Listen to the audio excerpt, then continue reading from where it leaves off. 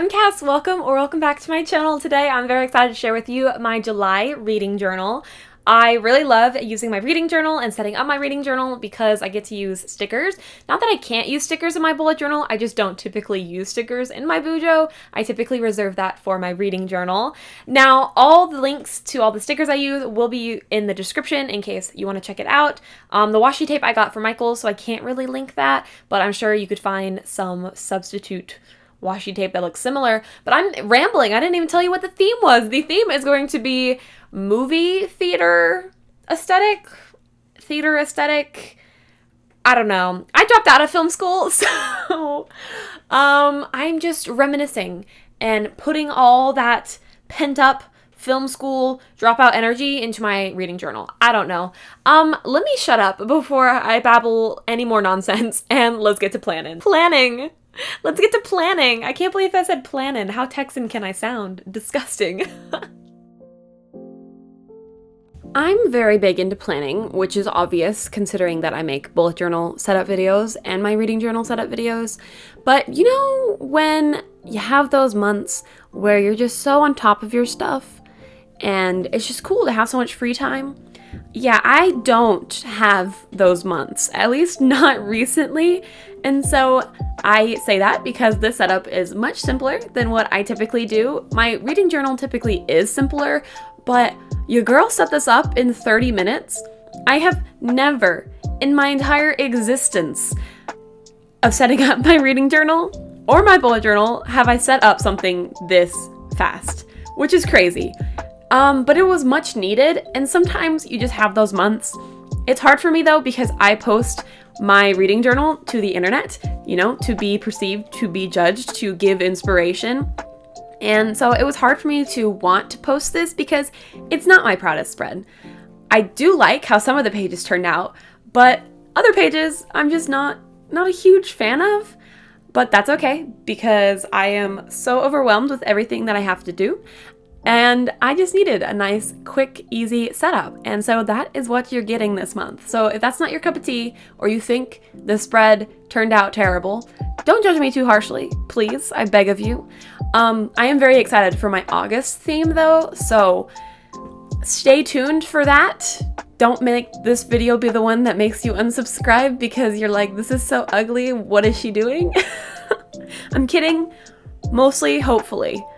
Anyways, let's talk about the reading journal that you see me setting up here. So the thing I'm currently doing is making a pocket.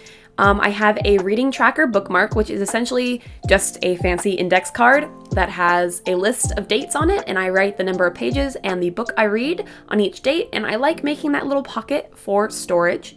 And then as for my cover, I know I already turned the page, but for my cover, I leave a big gap underneath the title, so in this case, July, because then that's where I write all my books read. And I wanted to have sufficient amount of space underneath July, just in case I do a crap ton of reading, which hopefully I do, because in June right now, I have only finished 3 books, which is pitifully low if you know me. Typically I read 10 or more. So I'm hoping I get not necessarily back into reading, because I'm not in a reading slump. I'm just busy, which is crazy because I haven't been to a point where I'm so busy that I don't have time to read, because when I was able to read at work, but now I have a new job, and then at my old job they banned reading, which is a whole story that I'm not gonna really, actually, you know what, I'll get into it. I got time. I'm a server, and sometimes like with downtime I would just pick up my book and read, and then too many servers started bringing books and it ruined it for me. That's the long story. Anyway, on the left page here I have a graph. It's a bar graph, I guess. So I have pages on the top and then dates on the left. And then on the right, I write down the books I've read. And next to the book title, I choose a specific color. So then when I'm filling out my bar graph with the pages and the day I read, it's color-coded. I don't know where I was going with that, but it's color-coded. So each book has a specific color that I choose for it. And then I fill in the bar graph with that. You know, fancy stuff. And then underneath, I decided to split this page up differently. Typically I do little boxes, but I thought the cool film washi tape with the sticker was a cool way to divide the page. I actually really like how this page turned out. So that's my stats on the bottom. So I track 5 different things. You can track more, you can track less, you can track nothing. I'm just a stats girly. I love collecting data and information and stuff. And that is me flipping back to remember what stats I track because I could not remember for the life of me. But I track the total books I read, total amount of books, so the total number. So in June, right now it's 3, so I would write 3. And then the total pages I read, which is easy to add up because of my bookmark tracker. I have all the page numbers on there and I just add them all up, usually twice to double check. And then I track my average star rating, which is just some simple math. We love it. And it's really cool to get an overview of how my reading went, because I can feel my reading went a certain way and then my average star rating is like hella low. And then I track the total amount of books I buy because someone is trying to control their book buying addiction, but it's not going well. I still need a 3rd bookcase, and I think I'm done buying books until I get a 3rd bookcase because it's out of control. It is out of control. If you've seen, I can't remember which vlog it was, where I show what my bookshelves look like.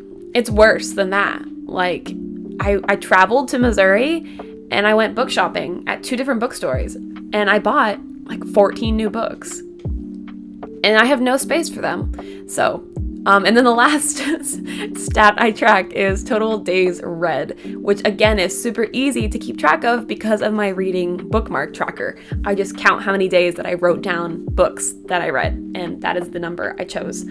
Also, someone on my bullet journal recently said that they really enjoyed listening to me rambling, which I kind of took as the highest form of compliment, that my voiceovers are so sporadic, but you still enjoy them. Because I feel like a lot of people are good at just talking about what they're doing and keeping a conversation going.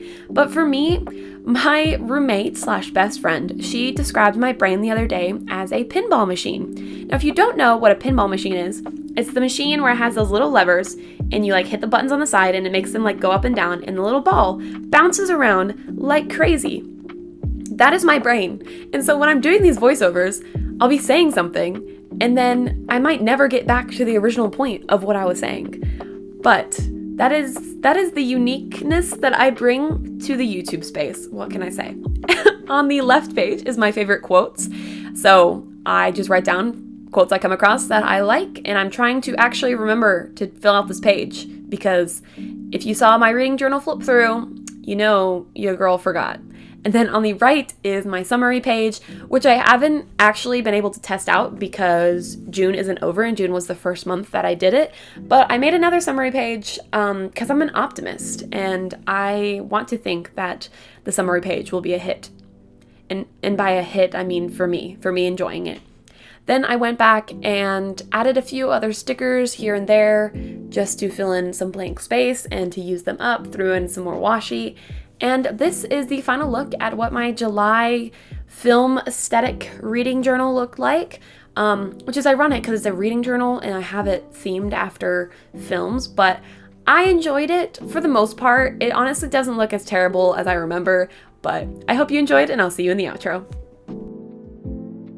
Thank you so much for watching the video all the way to the very end. It literally means the world to me that you stuck around this long. Seriously, to those who watched my outro all the way, MVPs. Hi, Mom and Dad. If you liked the video, please do give it a like and also comment down below to chat with me. And of course, subscribe if you want to see more bullet journaling, reading journaling, and bookish content. And I really hope I'll see you in the next one. Toodles!